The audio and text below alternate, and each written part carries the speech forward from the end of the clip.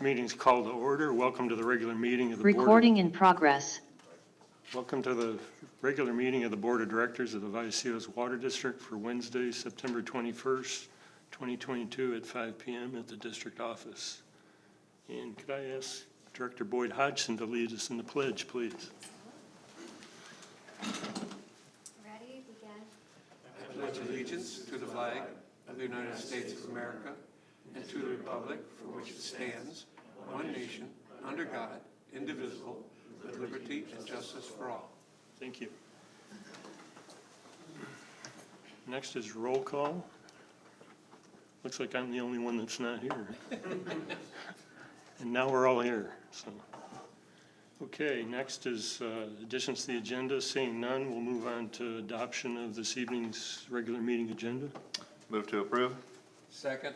Moved by Director Sinella, seconded by Director Hernandez to adopt tonight's agenda. Please vote.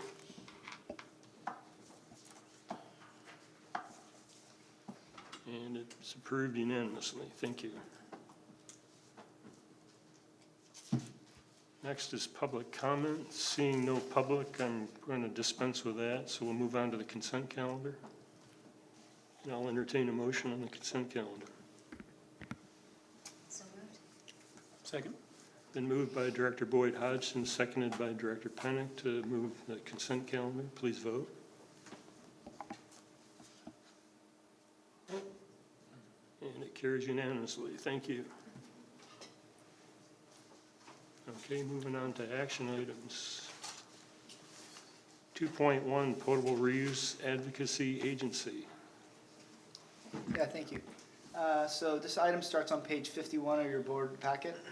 So as the board knows, we are a member of Encina, and Encina has been pursuing a potable reuse project for quite some time. As part of the project and part of the process, Encina staff is seeking support and agency advocacy letter, and of course with both active support for their potable reuse project in the future. With that, we have Scott McCullen here, the general manager from Encina, to give a presentation about the project. Scott. Okay.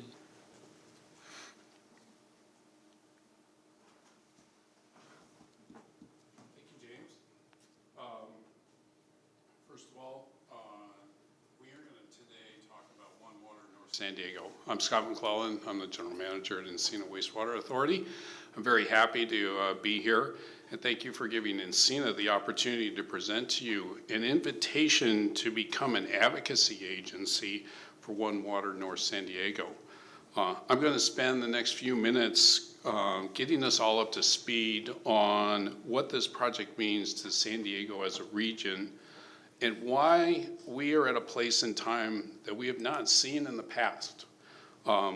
And how this board can actually participate in this very unique project that represents the largest untapped water source in North San Diego County. So if I can have the next slide, please.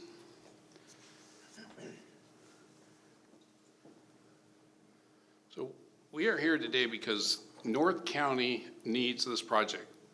It's time to move forward now. And why is this time better than other times we've had in the past? Because of the three drivers you see on the screen in front of you: uncertainty, funding, and sustainability. Funding is available like it's never been available before. We need this capital infrastructure, need this funding for this capital infrastructure while it is available. We have seen major spending bills in both the state level and the federal level that have come through in the last few months there. And they have recognized that we need to continue to increase our investment in creating new water supplies. Ultimately, working together with all of North County, we can create this new reliable water supply, but do that in a cost-effective manner, so that we can leverage the economies of scale that the Encina facility represents and leverage those funding opportunities that all of these coalition members can bring together. Let's talk about uncertainty. This is really uncertainty surrounding our water supplies. We all know we're facing extreme uncertainty with regard to water supplies. We need to secure local water supplies so that we can control the local water supplies here in San Diego. We cannot leave this up to entities that are 300, 400 miles away. We need to secure those local water supplies for today. And last but not least, I want to talk about sustainability. This project will reduce ocean discharges. And Encina's mission is to reduce ocean discharges. We are here to be a steward of the resources and the environment that we protect as Encina Wastewater Authority. So not only is this better for the environment, it also helps us prepare for future regulatory requirements that we know, Encina knows are coming. And they will be costly to implement when the time comes. So we want to begin preparing for those today. And water reuse is an excellent way to do that. Can the next slide, please? Quick, did you skip over the funding available? Because you said it's at the end. You said it's finally uncertainty, but. Funding. So the funding is available. Okay, that was just. There is funding available. And yes, so there's grants out there. We'll talk about that in questions if you don't mind. So, all right, thank you. I have a little bit of animation on this, and this is when I wish I had my pointer going there, James, so sorry. So if you can kind of give us a few clicks there, Anthony, appreciate that. Keep going there. So the drought already has a firm grasp on Southern California. We all know that. When we see headlines such as this on a daily basis, we really need to stop and consider our vulnerability. One more, if you don't mind. My favorite headline is that last one that popped up. San Diego's imported water supply, one more time, may not be as secure as we hoped. This came out of NPR, September 1st, 2022. I encourage you to go find this article. It's a very well-written article. It's very interesting from a different perspective than what we hear out of County Water Authority on this. Ultimately, I don't think I need to remind you that across the United States, the Southwest, especially here in San Diego, water supply reliability is a problem that we are going to have to continue to address. We need to be in front of these emergencies with a local reliable water supply. As a region, conservation is working. We know that, but how much can we really expect demand to decrease? At some point, we're going to hit the diminishing return. We may already be there. We don't know. But ultimately, that is when local supply becomes so critical. We've run out of options, and so local supply becomes the option available to us, the only option available to us. So let's move on to the next slide, and let's talk a little bit about that local sustainable supply. When you look at this pie chart here, this represents the overall water supply portfolio as the San Diego County Water Authority projects it for 2035. You can see that potable reuse now comprises of a fairly significant portion of that pie. In fact, the second largest significant part of that pie there. The amount of potable reuse that could be created via the project at Encina is between 18,000 and 25,000 acre feet per year. To give you a little bit of perspective on that, the Miramar Reservoir is about 6,700 acre feet of storage volume. The city of San Diego is going to put their reuse water in that Miramar Reservoir. So this is a project that can fill Miramar Reservoir 3 times over every single year. That's a lot of water that's available there. So closer to home, Vallecitos Water District has reported, based on their recent update to the Urban Water Management Plan, that there's a potential for a need for 5,500 acre feet per year in your service area for potable reuse options there. Other agencies have also reported to Encina through their Urban Water Management Plan. And then when you tally all of that up, ultimately what you end up with is demand is bigger than the supply, even at Encina. So when we talk about developing this project, we're really talking about being a partner and being part of this project at the right time and the right moment. And that's actually today. We're going to talk about that. So what's next? If I can have the next slide, please. And the one after that. So in 2021, Encina started work on the potable reuse strategic plan. This plan develops a strategy that is needed to win what I consider to be the water supply chess game that's currently going on inside San Diego County. Strategy is important, as you all know, in chess. So this plan is a 2-year effort. We're going to look at funding strategies, partner outreach, regulatory strategies, improvements that are needed at the Encina Water Pollution Control Facility. We're also going to create that strategic implementation plan as part of this. We currently have ongoing pilot studies now with our membrane bioreactor and water reuse pilot. We got an $800,000 grant from the Bureau of Reclamation for that pilot. Fantastic win. In fact, I think it's the first grant Encina's ever received from a federal agency. But it is that kind of activity that allows us to continue to leverage and move forward. With that pilot, we'll be able to refine the conceptual designs. We'll be able to update the cost estimates based on the results of that pilot, as well as the work that will be done here in the next couple of years here. But most importantly today, what we need to talk about and what we need from Vallecitos is to coalesce the coalition. It is critical that Vallecitos be at that table there.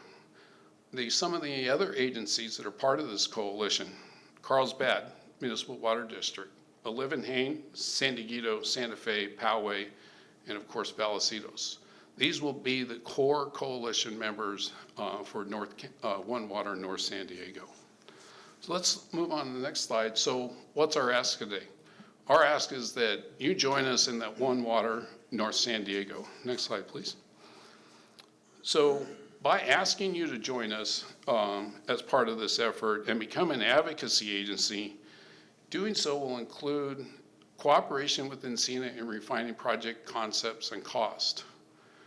We'll also look at reviewing and providing input on outreach materials and deliverables there. Advocate and solicit additional partners, both on the wholesale and the retail level there. You'll be able to participate in project concepts, regulatory drivers, as well as the pursuit of funding. And then ultimately engage in discussions with for potential institutional arrangements. And I'm talking about contracts. That's an institutional arrangement there. And finally, we will need to consider financial participation in future phases. What we need is Vallecitos Water District at the table with Encina, along with those other agencies that I mentioned earlier. Next slide. So some of the next steps we're looking at here, we're going to continue to meet with advocacy agencies. I applaud you guys for being the first ones out on my list. So I got a few more of these to do, but I've already told you who I'm going to. We're going to continue to discuss and develop that project concept and alternatives that we talked about. With that refined concept, we'll be able to look at funding and regulatory strategies to meet the needs of the agencies at that are part of that coalition. And then we'll ultimately complete that potable reuse strategic plan there. So for today, I respectfully request that Vallecitos Water District participate in the One Water North San Diego effort as an advocacy agency. Again, your participation is critical to the success of this project, and as we work on managing the region's most precious resource. And we all know what that is. It's water. Thank you. Thank you, Scott. You know, and for me, you're preaching to the choir. You know, I've been telling my fellow board directors at CASA for the last 4 years that we need to get out of the ocean. We need to stop this single pass treatment and then dumping this highly treated water in the ocean. We might as well do it because we're going to get legislated out of doing that eventually. So we might as well be in control of it, be ahead of it, and gain this funding that's available. So for me, it's a no-brainer. I would invite others. Director Hernandez. I have been on the board 12 years now, and we have been talking about this the whole time. The first conference I went to was to discuss the One Water pilot in San Diego. And I remember Hal Martin being with me, goes, oh, you got the uck factor. So then we went to the presentation and saw that this water is being reused in the Colorado River 400 times. So we've been drinking it all along these times. And as President mentioned, someday they're going to pinch that pipe. And we better be out of it before they do. And that 25,000 gallons a day that we're shipping into the ocean is obscene when we have people that can't water their lawns.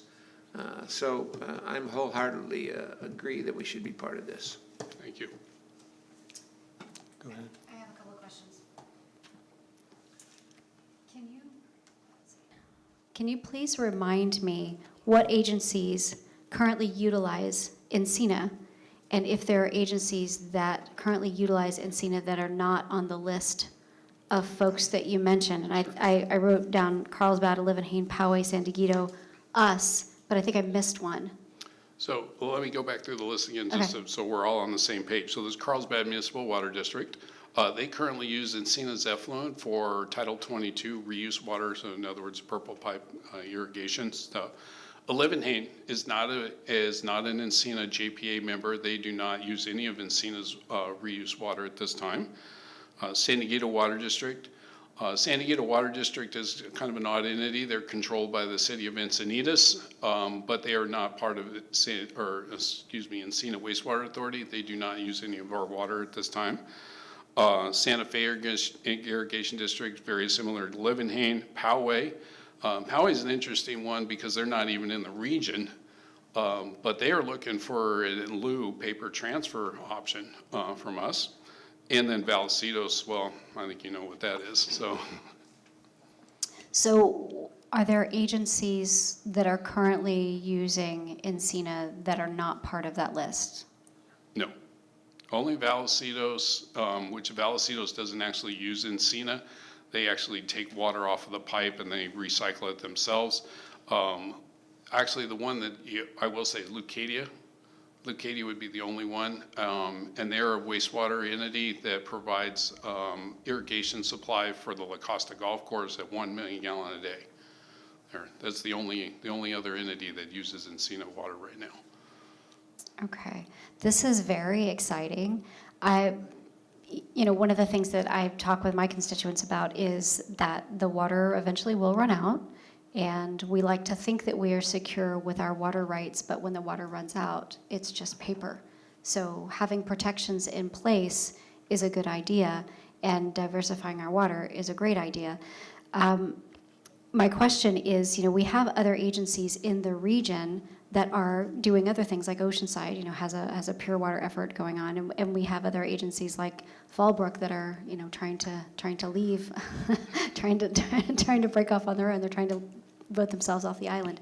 So, how would we work with other agencies that are maybe not part of this to preserve cohesiveness? Because I don't think the answer is everyone just sort of looking inward and circling the wagons. I think that the answer is we all have to be working together, because what we've been doing for the past 100 years or so is circling the wagons and trying to protect ourselves, and more of that is going to create more tension and friction.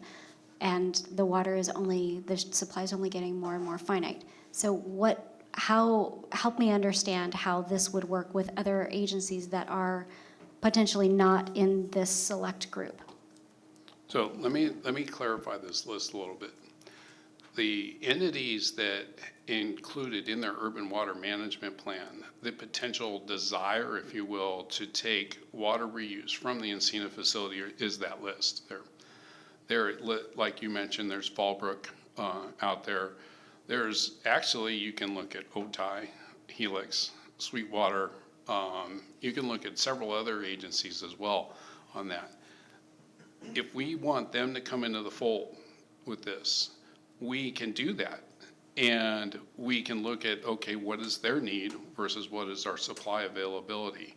And by reading that list, what I'm telling you is, if that list of agencies says they want the water that they have in that urban water management plan, I don't have all of the water for them.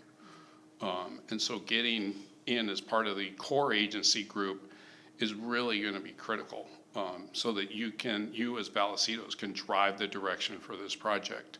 Now, on a bigger picture, more regional scale, let's just say, and this is totally possible, the San Diego County Water Authority comes in and says, we want all of the water and we're going to consume it for the region.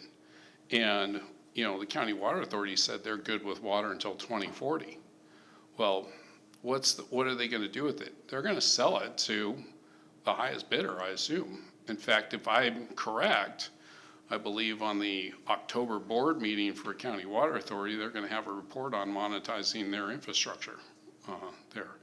And so that report's going to be very telling, because we'll get a good picture from that to see, okay, how are they going to leverage their assets to manage San Diego County regional water supply there. Now, that's not to say that we aren't going to work with Fallbrook, we're not going to work with Escondido, even Oceanside. All of us are part of the larger North County coalition. And there's been a very successful coalition. The North San Diego Water Reuse Group has actually garnered quite a bit of funding for their projects there. We're going to somewhat replicate that model here, but this is going to be a water reuse facility, not a, or potable reuse facility, not a water reuse as the others. Sure. Go ahead.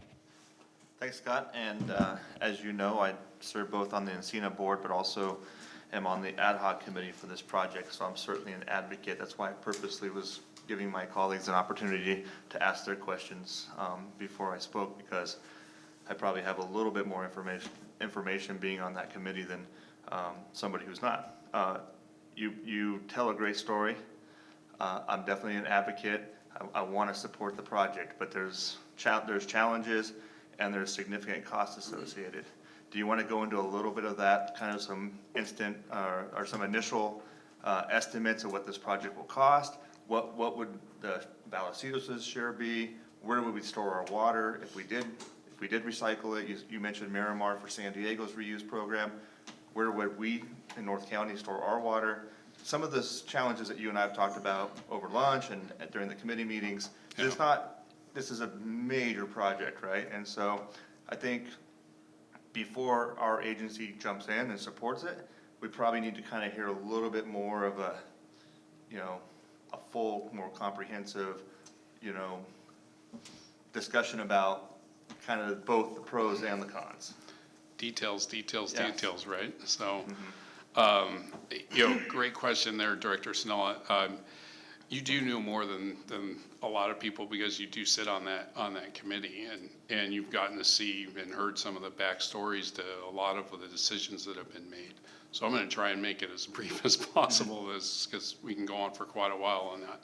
So when we talk about cost, you're looking at a 20 to 25 million gallon a day project. You look at the city of San Diego is building a similar project right now, and they, in addition to the pipeline and the other pump stations, and so that project is a kind of a good barometer, but it's not an absolute barometer. They're at over $1 billion. We're looking at this project, $650, $750 million of capital expenditures on that project there. So it is a very big ask there. When we talk about actually taking this project and making it become a reality, and where to put the water, those are all questions that need to be answered, and they need to be answered now. And this is why we need Vallecitos at the table, so that you guys can drive what the answers are for that. Now, if I'm looking at a big regional solution, I've got three really good answers for where to put the water. I got the Hodges of Leeuwenhoek Reservoir system there. I've got the raw water pipeline that runs north-south through the county. That's the County Water Authority asset there. And then I also have the Carlsbad desalination facility, and that pipeline that leaves that facility about 1.5 miles north of our plant as another potential offtake for direct potable reuse there. A lot of the decisions that need to be made are kind of dependent on where's the need really going to be. Is this going to be a regional project limited to specific entities within the North County that are going to take the water? Or is this going to be a regional project from a San Diego-based perspective, and we utilize the assets that the San Diego County Water Authority have already in the ground there? And so that's when we are looking at, okay, what's the right answer? Encina Wastewater Authority can go any direction we want to go. But it's really the off-takers, the entities that are buying that drop of water that get to decide that, and they should be the ones that are deciding that, not Encina. We can treat it, process it, we got the outfall, we got the land, we got the technically capable staff, but it's not us that's gonna use the water, it's you guys. You guys are gonna be the ones gonna use the water, so. Oh, thank you, Scott, and I appreciate you sharing that additional information. It is exciting, like Director Boyd Hodgson said, it's to get in on the ground level of something like this that can really just revolutionize the water in North County. It is certainly exciting. However, the $650 to $750 million, I think we need to know that information, right? And if you divide that just simply by the 6, and I know it's not an even split either, so I think Vallecitos could burden more than some of those other agencies, given our size and scope. But, you know, that's more than our entire annual budget would be our share, and that's in today's dollars, and as we know, things are just going up, you know, year by year significantly. So, what type of, so if we agree to become a formal advocate tonight, what kind of off-ramps at some point, I mean, if we get in, let's say we learn more information 3 months, 6 months, 12 months down the road, how can we protect our ratepayers that, okay, all of a sudden, maybe this isn't really what we thought it was gonna be, or it's not gonna work out like we thought it was gonna be, and we don't wanna commit to $100 million or $200 million. Like what's the process, and can we get off the freeway if we need to? Well, you can always get off the freeway until we start putting shovels in the ground, so that's probably a reality on that. The good part about it, the advocacy agency that we're asking you to be part of today is there's no real money attached to it yet. The money is going to come later. We know that. Everyone knows that. What I need today out of you is the presence at the table to help guide that project so that the costs are clearly identified, so that we can show the customer at the end of the pipe that this is cheaper water, less expensive water than what we are going to get out of the Colorado River Basin or the Sacramento San Joaquin Delta. That is the key for selling this project. And one of my other directors on my board is, well, show me the cost basis for this. And I said, the cost basis is the same thing that Carlsbad desal facility was based on. We can take some water, we can treat it, and we can create a facility and a system so that those costs are relatively fixed for the next 30 to 50 years. So that we don't have supply disruptions that we all know are coming on the Colorado River Basin and the Sacramento San Joaquin Valley, or Sacramento San Joaquin Basin up there. So again, this is about giving you and Vallecitos Water District the opportunity to drive the boat there. Encina should not be the ones driving the boat. We're not the off-takers. We're not the ones using the water. You guys are. You guys are going to use the water there. We're certainly there and ready and willing to move the project forward. And ultimately, at some point, Director Snell, to address one of your other points, there is going to have to be a point in time where you get together with your other coalition members and decide to shake hands and sign the real paper that matters there. And what that looks like, I don't know at this point, but I want you there to be part of that. And Scott, just for today, what we're looking at is really just an advocacy and support prior to anything, you know, shovels going in the ground, any real cost. There'll be further recommendations and actions that the staff will have to bring back to the board that have costs associated with it. So right now, we're not looking at anything that's contractual obligation. Is that correct? Correct. In fact, Encina's already funded everything that I put up on that list of what are we doing right now. Encina's funded that. We've leveraged the Bureau of Reclamation grant. We're going to continue to chase grants to continue to fund the project at that point.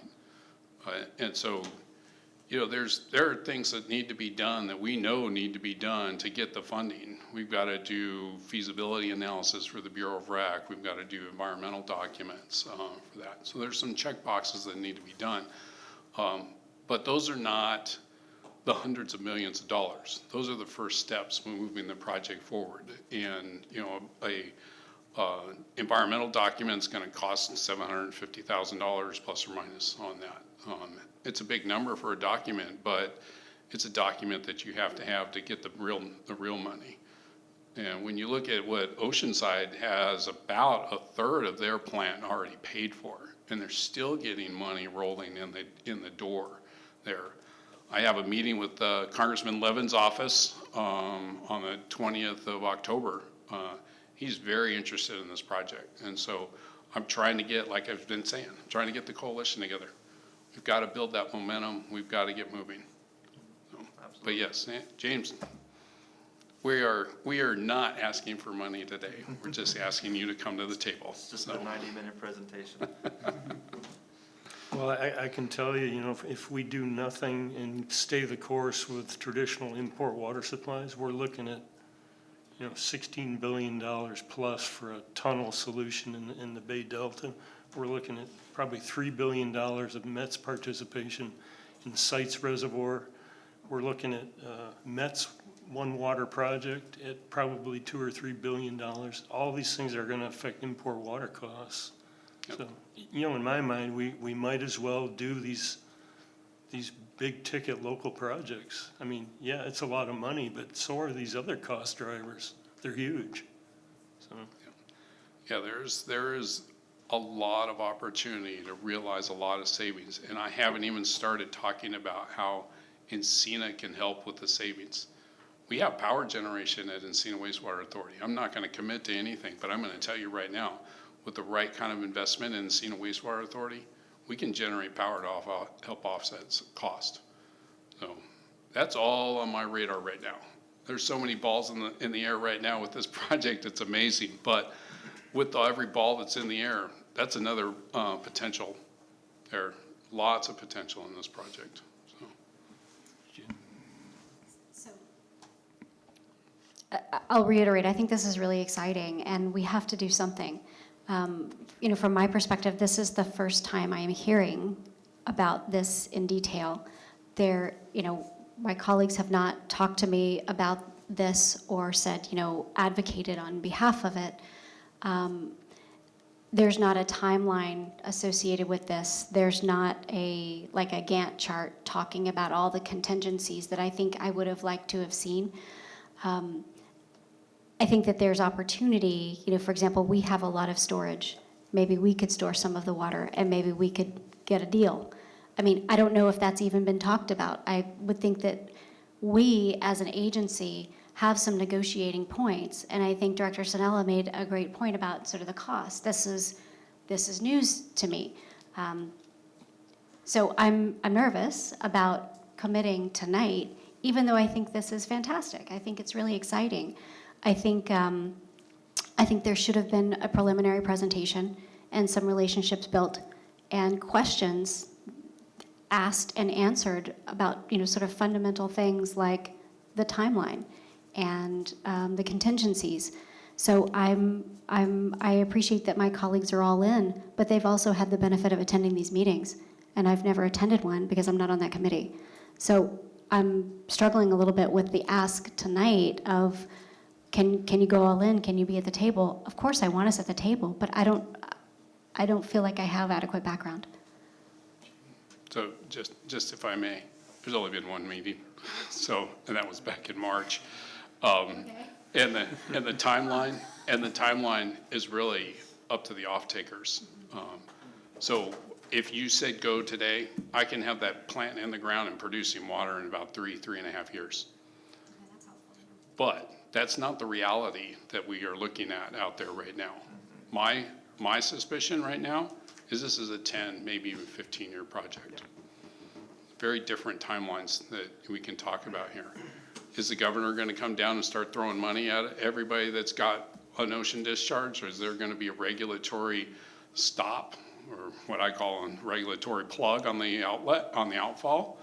I can't answer those questions because I don't know. There's been several attempts in the last few years alone. Hertzberg. Yeah, exactly.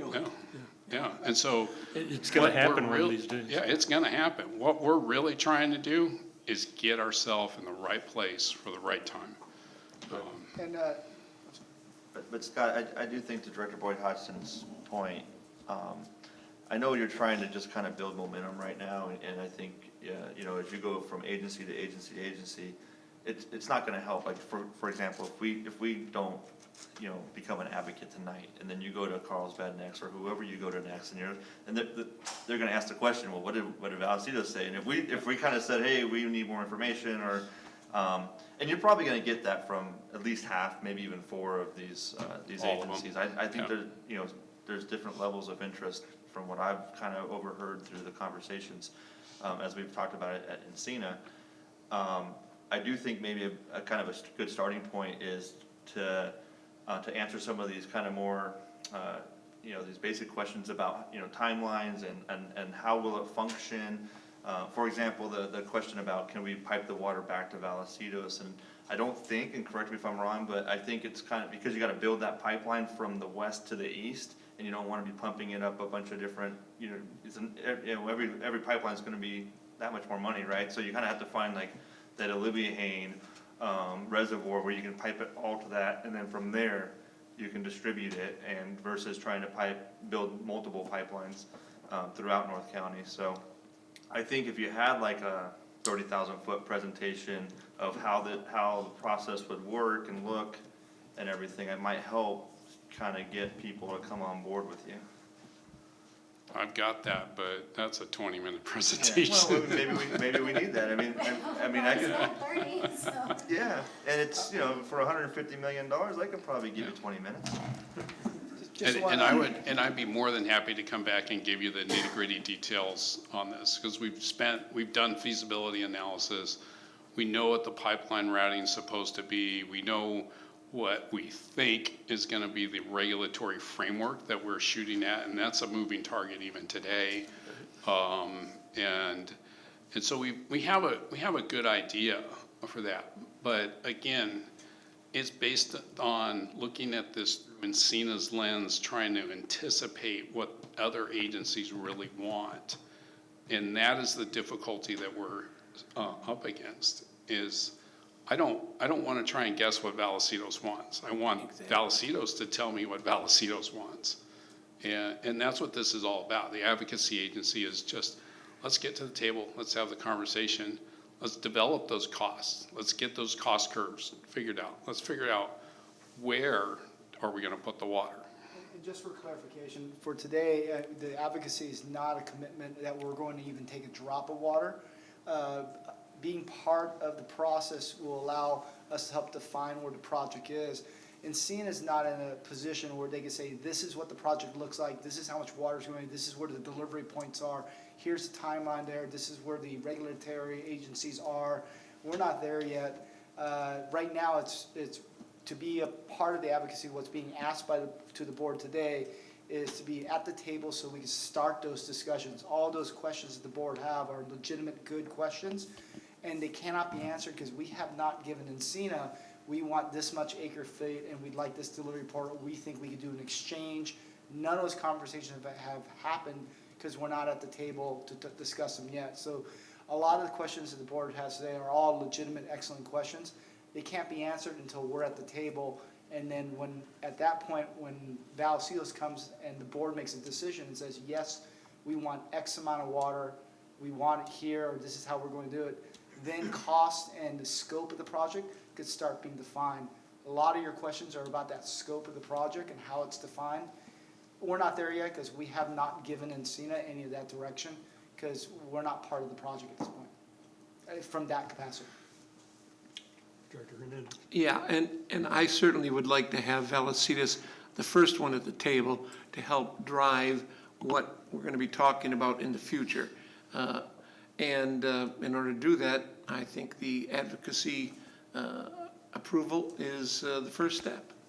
And just one last thing is there's going to be multiple off-ramps because at some point when the board will have to make a decision, it's going to be, numbers are well beyond the general manager's authority. So there's going to be multiple off-ramps where, whether it's in the feasibility phase, in the planning phase, the pilot phase, or beyond, where the district could make a decision and it will come back to the board with appropriate education, time, and presentations.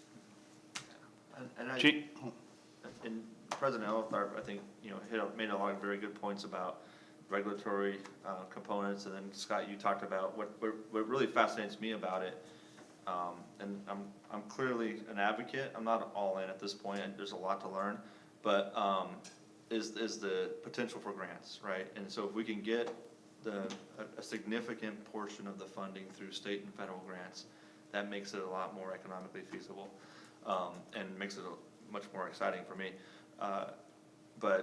And if your letter that you're looking for tonight is just simply that we are interested, and we're interested in learning more and continuing this conversation and building further partnerships with other agencies that might be interested as well, I think that's kind of a no-brainer to at least take that next step and go get more educated on this. Yeah, that's all this is tonight. Just come to the table.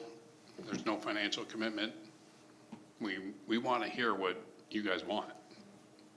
Is this an item to be motioned?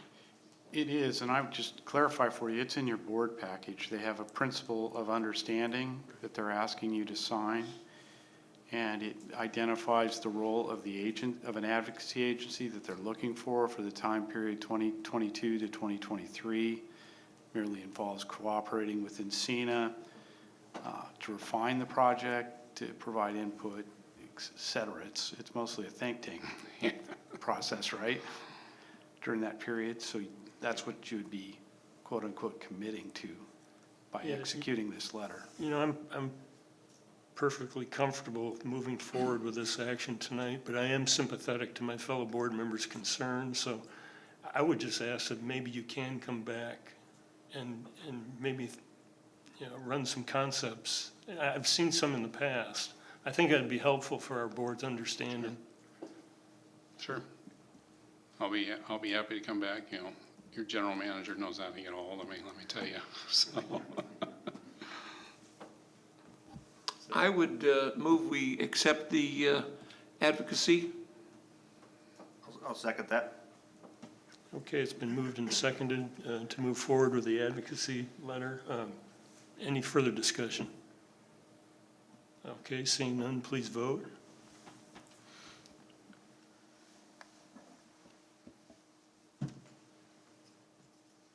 And it passes unanimously. Thank you.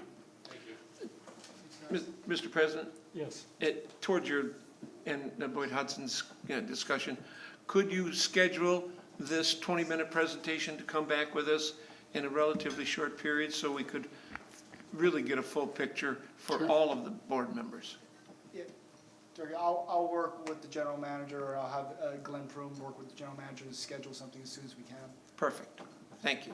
And in addition to that, Scott, what's your timeline to talking to the other agencies, the other 5 that you mentioned? I will be talking to Carlsbad next Tuesday. Okay. And San Diego wants to go after the first of the year. Livenhain and Santa Fe are kind of trying to figure it out right now, but I expect that hopefully by the first of the year. So okay. We should have this all together very shortly after the first part of the year. So. Great. And okay. I'll be sure, I'm sure we'll, during the ad hoc committee meetings, we'll kind of learn about who signed on, maybe who didn't sign on, or hopefully everybody will, but I'll certainly bring it back to the full board too. Yeah, they're all, my involvement with the Encina ad hoc, or the executive committee, I should say, not the ad hoc, but the executive committee will provide the update to that board and kind of give an overall picture of where it's going and how fast it looks like it's going to move. So. Thank you. Thanks for being willing to come back. I think this might have been a learning for you as well. Sure. I can't imagine that I'm going to be the only person that says, whoa, hey, wait a second, this is the first time hearing about it. But it is very exciting, and moving forward with diversifying our water sources is really, it's something that we need to do. So thank you for being willing to come back, and I look forward to seeing the full presentation. Oh, I imagine I'll be back many times, so I don't think this is the last. So, thank you. Thanks, Scott. Thank you.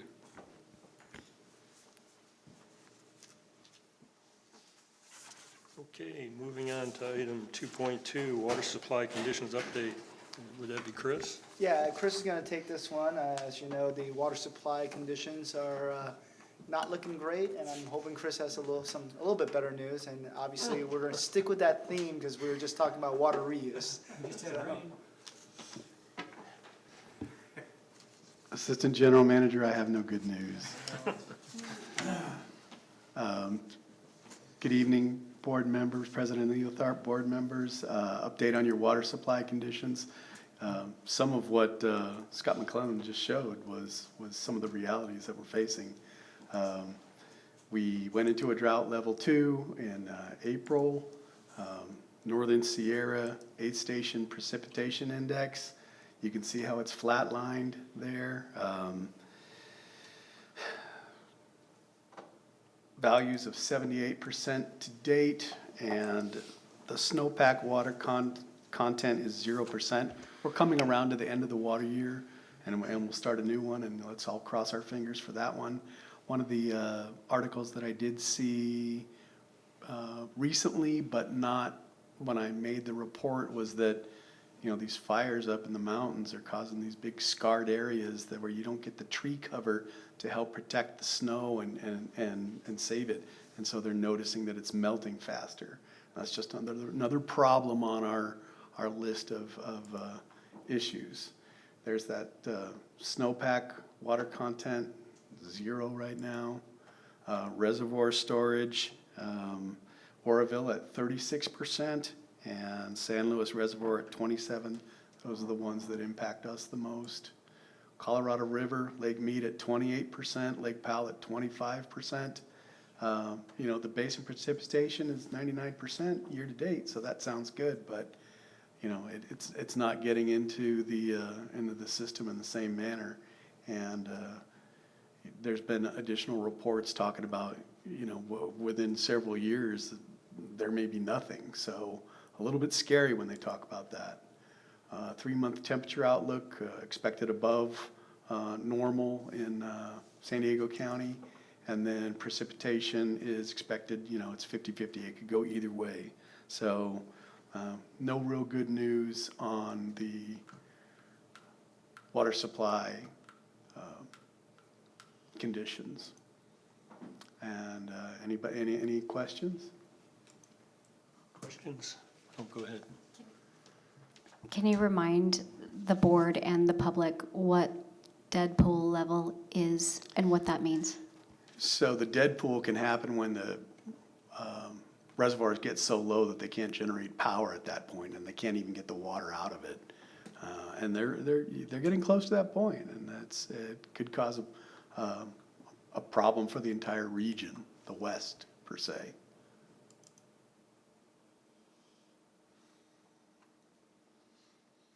Okay, any other questions, comments? Thanks for that depressing news, Chris. Right. You're welcome. Okay, moving on to item 2.3, adoption of revised ordinance number 216. Yeah, so this is going to be our attempt to change the direction of this meeting from expensive project to depressing news to some success, hopefully, in looking at the business of the board and our policies. Chris will also be presenting on this item. So back in February 7th of 2022, the P3 committee reviewed the ordinance in its entirety. The committee made recommendations to the board back in March, and the board discussed the recommendations. No specific action was taken and referred it back to the P3 committee, which discussed it on April 4th and then again on August 1st. And this is the effort to bring back additional changes from the committee with recommendations in the following slides. For section 1.5 on the agenda portion of the ordinance 216 was to clarify that a second is needed when requesting an item be placed on a future agenda. That's the first modification. Next modification is on the standing advisory committees, that the board itself will approve all committee appointments, that the ad hoc advisory committees will follow the same procedures as standing advisory committees. So again, the board will approve the ad hoc committees, and then clarify that the committee members serve at the pleasure of the board rather than the board president. And then also text that says the general manager or his or her designee, so it could be James or a different staff person, would sit in on committee meetings. 1.8B, board reorganization. So I had text in there that was really spelling out exactly the sequence that the board president and board vice president would rotate in. And council noted that that sort of violates the water code, section 3520. It says, boards will meet and select, and that by fixing it in the ordinance that it's a specific direction, it kind of violates that specific code. So council put together revised text that basically says, hey, it's the board's intent to use this rotation, but the board in turn has to make that vote and put that into action itself. And here's the text that council provided for section 1.8B, board reorganization. And again, it includes the language specifically there that, notwithstanding the rotation, the board can elect the vice president at its pleasure, board president and vice president at its pleasure.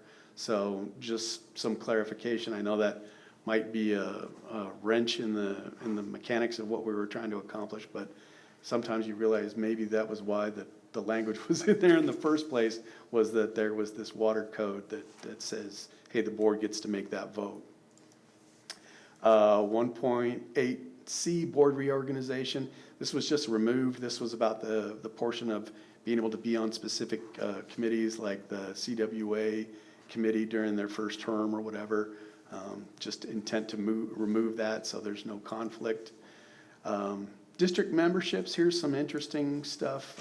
One of the things I noted was one of the memberships that's not contained in there is our membership with the California Water Efficiency Partnership, or CalWEP, which also includes membership in the Alliance for Water Efficiency.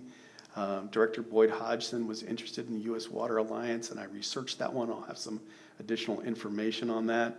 To remove the North County Water Group, there really isn't such a thing. I think the San Diego North County Water Reuse Coalition is what it really is, which is actually more of a staff group.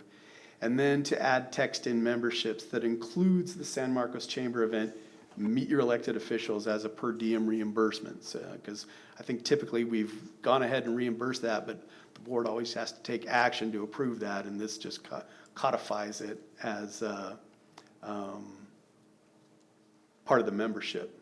So a little background on Cal Water Efficiency Partnership, or CalWEP. CalWEP used to be named the California Urban Water Conservation Council, and they put together best management practices that agencies were supposed to accomplish over the years. And VWD was one of the original signatories to the Memorandum of Understanding back in the day. And I can find documents as far back as 2007 that we've been members of this. They'll probably go back further, but that was the oldest one I could find, an actual PDF. We pay membership dues to CalWEP, and that also provides us access to the Alliance for Water Efficiency, which is the national group. And I'll show you some logos in a minute, and you'll look at them and go, oh yeah, okay. They're one is the California version, the other one's the national version. And then dues for us to be part of CalWEP are $3,971.45. It's based on our number of connections. But I will point out that MWD always pays half of that for us on our behalf. That's one of the little bonuses we get from the Metropolitan Water District. There's the logo for the California Water Efficiency Partnership, the CalWEP, as we say. And what comes with this is advocacy, research. They have data for us, tools, analytics, expertise. They provide training, networking efforts. They are a good benefit to the district, and we've been paying this membership all along, and I just thought it was time to codify it. And then there's that Alliance for Water Efficiency with that same sort of spiraling, drainy looking logo, very similar to CalWEP's. They are the national organization, and they have their 7 key tasks: national voice for water efficiency, info on water efficient products and practices, water efficiency and development codes and standards for the nation, transforming markets, coordinating with green building initiatives, train water conservation professionals. That's usually where you go for training in water conservation, is AWE, and then educate the end water users. We also want to include the U.S. Water Alliance, remove the North County Water Group. I think I mentioned that. And then here's the U.S. Water Alliance, and I will talk about that, and perhaps Director Boyd Hodgson had brought this one up, and I did some research on this. U.S. Water Alliance is something that we participate in for the last 5 years, as I can recall. I'm fairly certain all of you are aware that the district and the public info staff have pushed out information on Imagine a Day Without Water. And we've had some really special videos created in that, and that's part of the U.S. Water Alliance. That's where that came from. They also have a Value of Water campaign, which is a campaign that we participate in as well. The Value of Water campaign is really talking about trying to get customers to understand the value of the infrastructure itself. You know, it's real easy to just think about the water and the drops and the drinking and the washing of the clothes, but you know, there's infrastructure that gets it to you and how important that is. They have a vision of sustainable water future for all. Their mission is to drive one water breakthroughs that positively transform our environment, economy, and society. And Scott McClellan was just talking about One Water North County right there. So there's that word again. Dues would be $2,750 annually. MWD is a member, and I'm going to reach out to them and ask them if they'll pay half. You know, it doesn't hurt to ask, and I think that might be one of the benefits of being a member of this agency. Director Boyd Hodgson, was there anything you wanted to add about U.S. Water Alliance?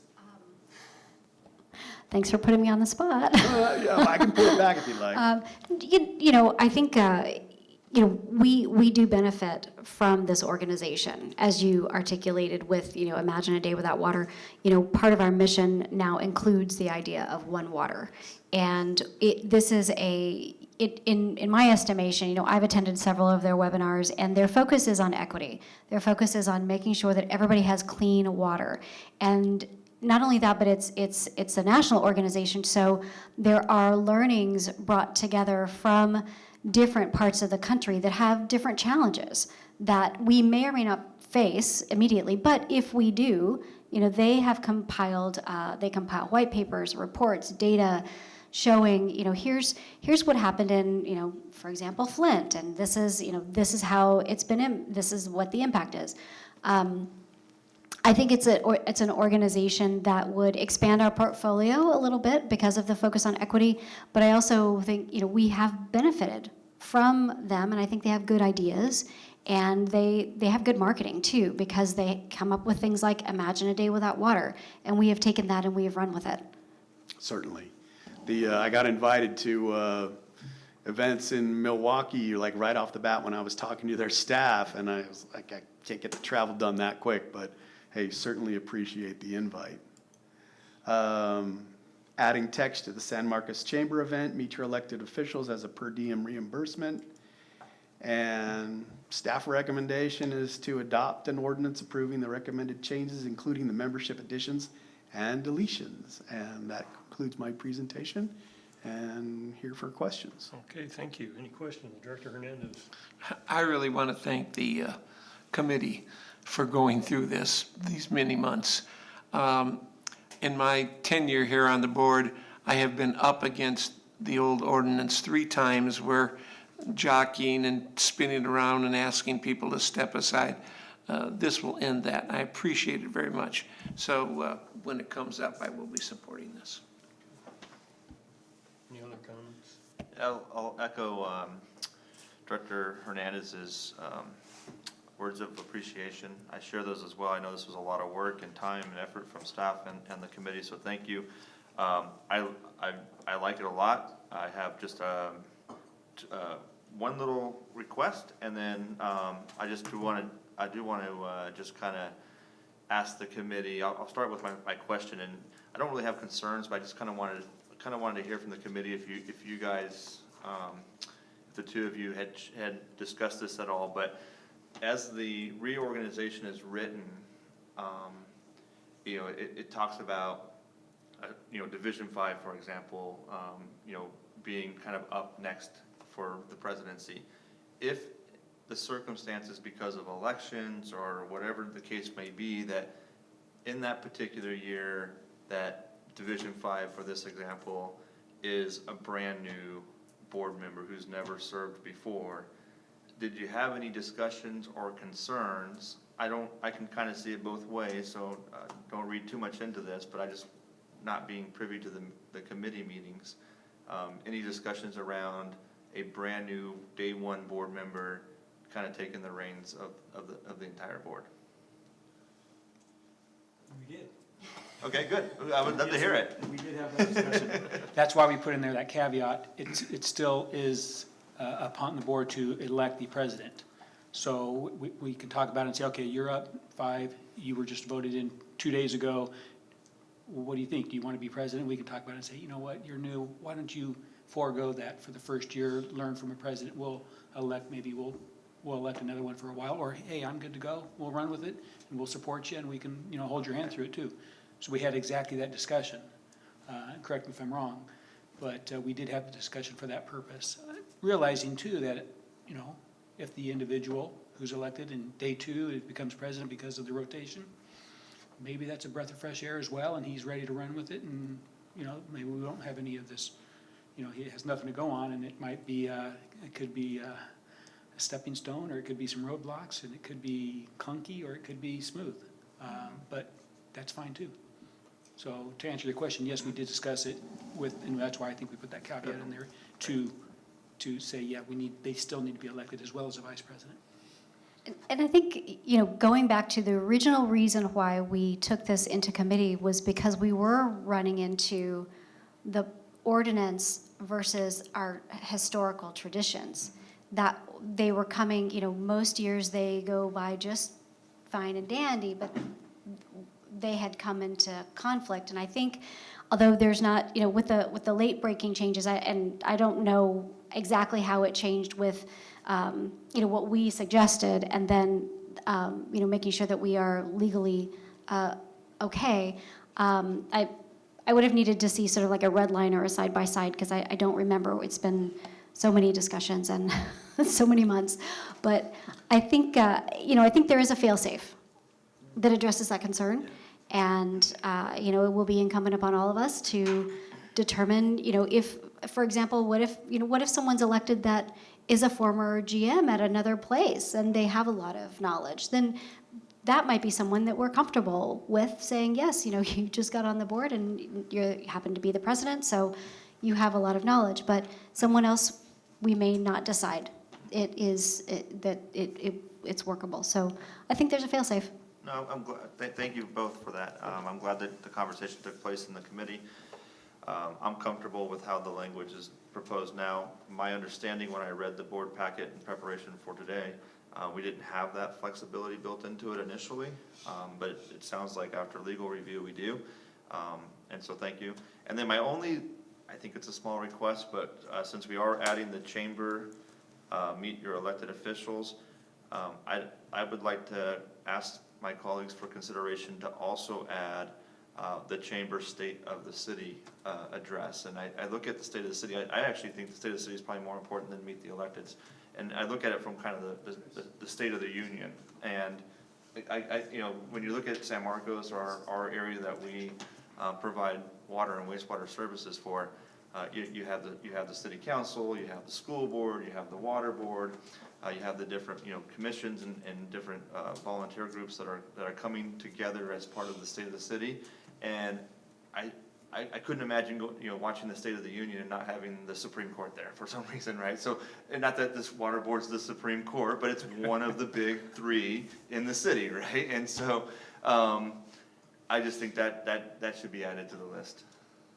Yeah, I agree, and I support that. Any other discussion? Well, we need at least one more person to kind of shake their head or something. Yeah. Quick, thank you all, and with that, I'm definitely supportive of the changes, for sure, so great job. Is that a motion or you just? I move to approve, what item are we even on, 2.4? 2.3? I move to approve 2.3, adoption of the revised ordinance number 216, with the minor change that we're going to add the San Marcos Chamber of Commerce State of the City to our list of authorized events for compensation. Second? Okay, it's been moved by Director Sinella, seconded by Director Hernandez to move staff's recommendation. If there's no other discussion, please vote.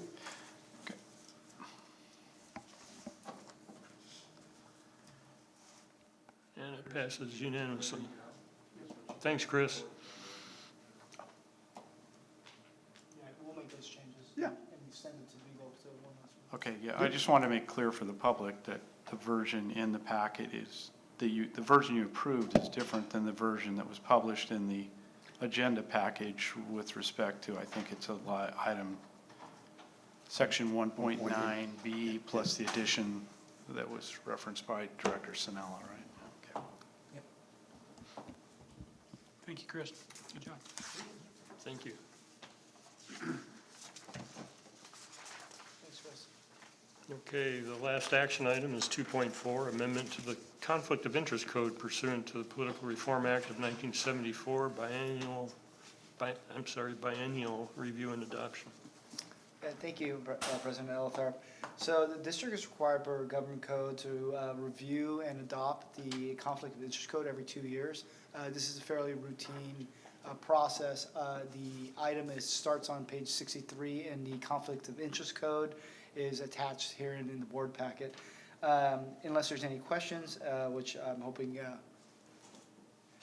General Counsel Gilpin could answer, because I won't be able to answer the differences in the conflict code, but staff recommends the board adopt a resolution approving and adopting the amended Conflict of Interest Code pursuant to Political Reform Act of 1974. Okay. Move to approve as presented by staff. Second? Okay, it's been moved by Director Sinella, seconded by Director Pennick to move staff's recommendation to adopt the resolution approving the district's amended Conflict of Interest Code. Please vote. And it carries unanimously. Thank you.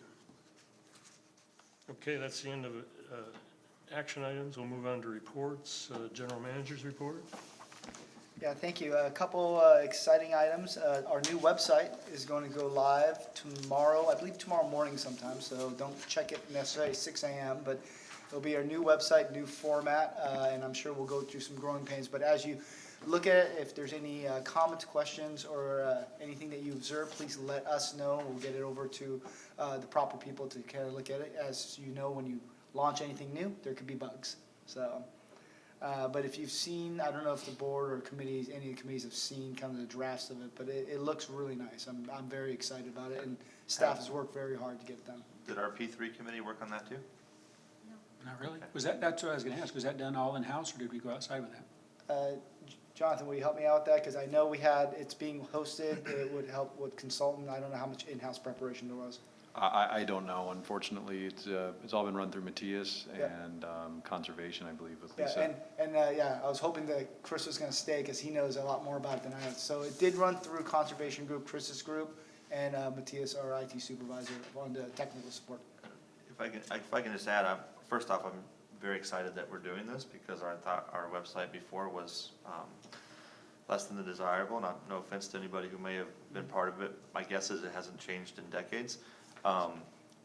Just a little surprise. I haven't heard that this is the first I've heard that we're going through a website change. I don't necessarily need to be briefed on everything, but that's something that's so public, such a big part of our public outreach and public communication. I think and I don't know if I'm the only one of the 5 of us that is surprised by this, but No, I share your.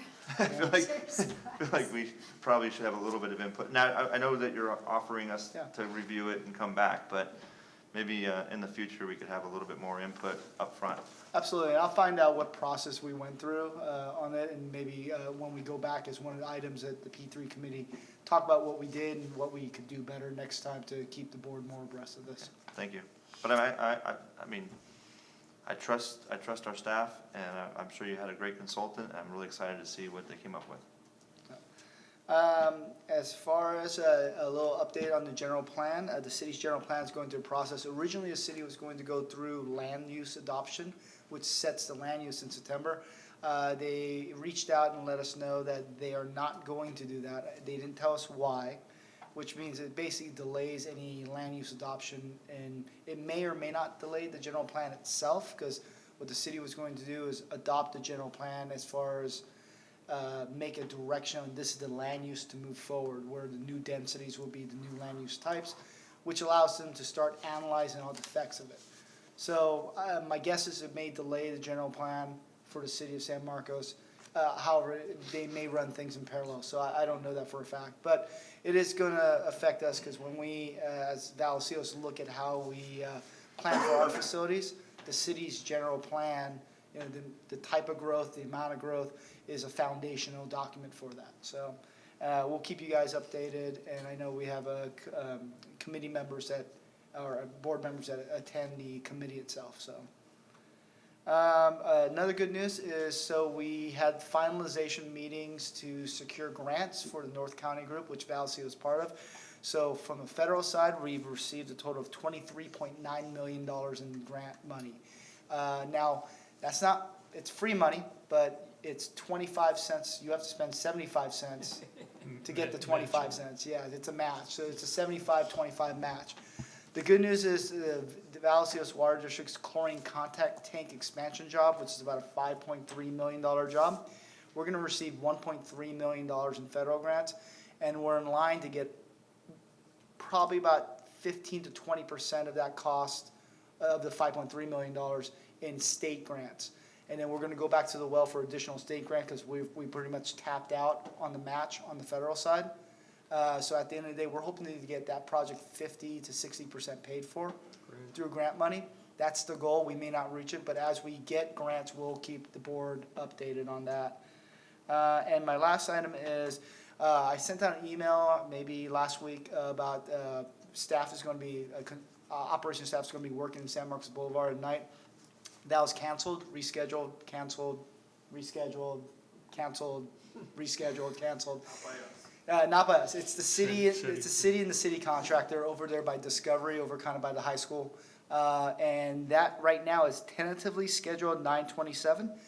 The reason I didn't send out an email, because it may get canceled again. So, but just so you know, at that point, there may be work going on. And once we have something concrete, either General Manager Prum or myself will send out an update.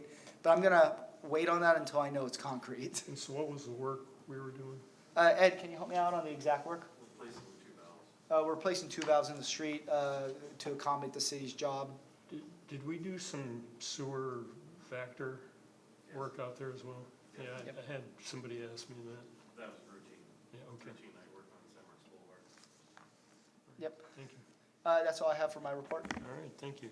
District Legal Counsel. Thank you. Two items, just one of note. Started working for Monterey One Water back in April, and the Pure Water project that you were talking about with Encina, it's really exciting. Monterey One is on.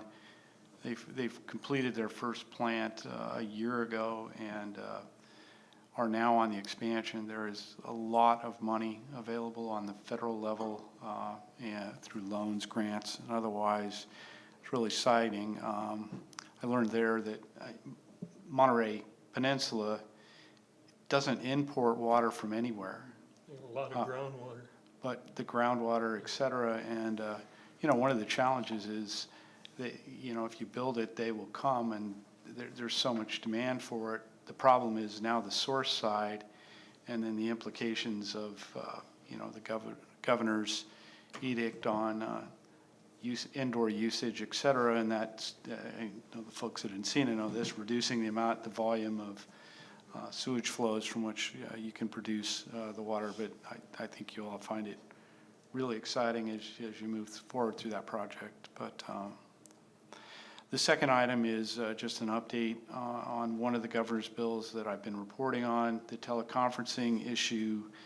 As it moved through the legislature this year, there was tremendous pushback from outside agencies to curtail the availability of agencies continuing to use teleconferencing outside of state of emergency conditions for transparency and other reasons. So the one bill that did get through is AB 2449, which amended the government code 54953 to allow some extended use of teleconferencing. It's essentially what the current law is, with a little piece of icing for situations where a director may have an excused, a note from the doctor, as I would call it, to participate virtually. It's oddly written because you would have to notify your board of the emergency situation at the earliest possible opportunity, showing just cause why you can't be here before you actually know, and they would have to approve you not being here, and then, or if you had to participate in some other emergency circumstance, you could participate, provided the other members were here in person. So, it adds a little flexibility for personal health reasons, where you could be in your house, not open the door and post it, and not put that location on the agenda, but it's very limited, and you can only use it 2 times in any one calendar year. So I think that's where we are on the road with use of teleconferencing in the public agency world anyway. That's all I have. All right, thank you. The next is the San Diego County Water Authority. We have our regular monthly board meeting tomorrow. So moving on to Encina Wastewater Authority. The capital committee met this morning, and we got a couple of capital improvement updates. The digester renovation for digester 5, the cleaning is and sandblasting is 100%. The inspection of the structural steel is completed. No major repairs were required. Next step is sealing, and then move on to digester 6. Completion of all of the digesters will be done in the next 2 years. Clarifier and strainer replacement. These strainers were first installed in 1982. They've been purchased and replaced. The project is complete and ready for acceptance. The Cogen building HVAC replacement. If you remember, that's the building that they discovered the wall all deteriorated and everything. They've replaced the wall and the second floor, and the installation of the HVAC equipment is taking place right now. And the last one is the secondary effluent and the electrical pumping building. Final design of the SCADA. Contract was awarded today to it's recommended to go to the board to be awarded to CDM Smith and Enterprise Automation and Woodward and Kern for a total contract of $1,090,161. End of my report. A lot going on there. Yeah.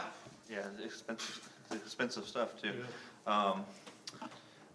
The Policy and Finance Committee and the full board, well, I should say, we had a special full board meeting, which was mostly in closed session, but it started off being in regular session, so I can share at least the title of it, and I think it's probably of most interest to this board, is that Encina has contracted with a firm and is in the process of doing a comprehensive compensation study. Like most agencies and even private sector companies are faced with today, with between inflation and labor market challenges. Encina is not immune from that. And what we've learned as relatively new board members is that it's been a long time since Encina's gone through that formal comprehensive process, and even things like reviewing and refining job descriptions and ensuring that the job descriptions at Encina for the work that's being performed match like positions at like agencies. All of that's gonna take place. Given the nature of the compensation component of it, it's mostly gonna be done in closed session until the end. But there'll be a final report obviously produced, and I'll make sure that we share it with our entire board at that time. Great, thank you. Okay, moving on to standing committees. Any standing committees? No? Okay, let's move on to directors' reports on meetings, conferences, and seminars attended. Director Hernandez. I attended the water use conference, and a couple of things that caught my eye. There's a big push, been a push that's been going on, but really this particular breakout session was all about the 3P and the design build and the progressive design build methods with which the project is completed. And more agencies are taking this into the use.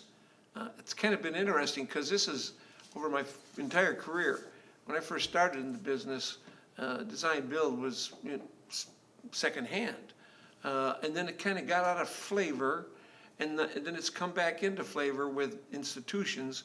So the reasons are single source of responsibility, picking your own design team, faster delivery, fewer change orders, and with the P3, which is the private partnership, private-public partnership.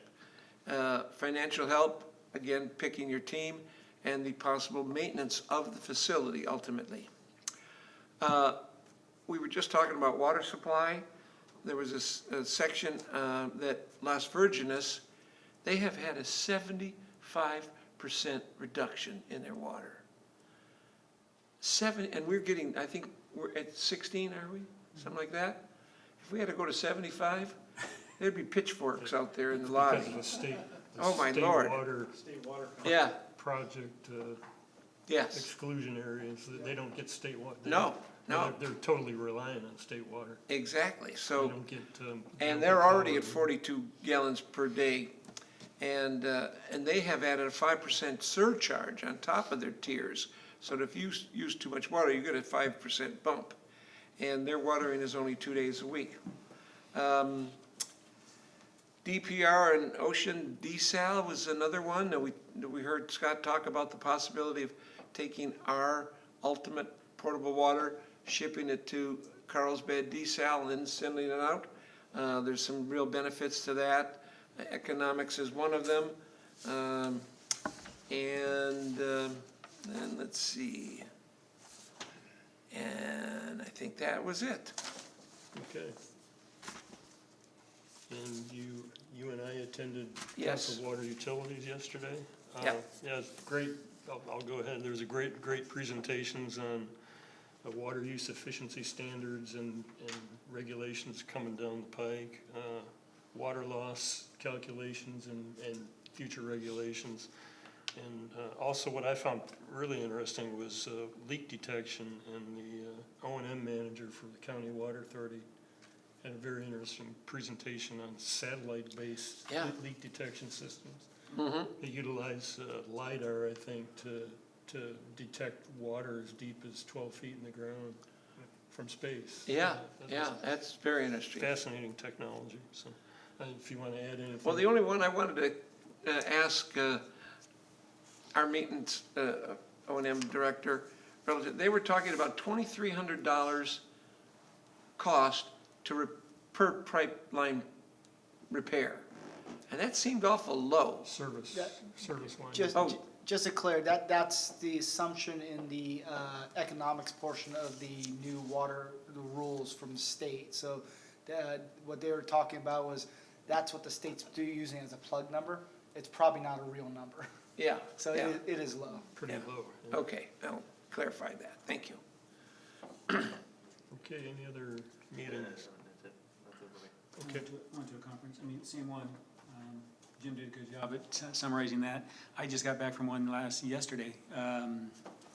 Special Districts Leadership Council. It was a really good one. The one thing I appreciate is one of the breakout sessions is entitled "Boards Behaving Badly" and how they do it. And so I just want to remember that. You remember? Yeah. And I just want to, mutual respect that we show on the board here. And it seems like I go to these and I hear horror stories. Yep, absolutely. Of public and boards and the interaction of such with staff, and I'm just going, you know what? I don't see any of that. I think we're doing really, really good. And one of the stories I just want to share, if you'll indulge me, is talked about JFK once when they were trying to get somebody to the moon. I don't know if you've heard this story before, but he went to the launch pad or the launch site, and he went into the bathroom. And there's a janitor in there doing something what janitors do in bathrooms. And he said, "What are you doing?" He said, "I'm trying to get somebody to the moon." And it talked about the importance of the vision and the mission that organization had, and I think we have it here. We're all trying to, satisfy the same mission, bringing good, clean water to Vallecitos members and getting cruddy water out. And whether you're a board member, a manager, a janitor, a staff member, we all have the same vision, we all have the same purpose, and I think that shows with our board and all that we're all together in the same purpose and vision. So he also did for me is say, I don't need to go to these anymore. We're doing a great job, at least for now. So thank you. Well, great input, thank you. Okay, moving on to director's comments and future agenda items. Anything? It was brought up at the meeting, at the Water Council, that there's this webinar regarding the Colorado River. I think it's October 6th. I don't know if that's something that's coming up to participate in, but it sounded pretty interested. So we might check on that. Yeah, I think the Water Authority's sponsoring that. Is it? I think so, Yeah. Anthony, would you check to see what that is all about and if it's something we should be looking at attending?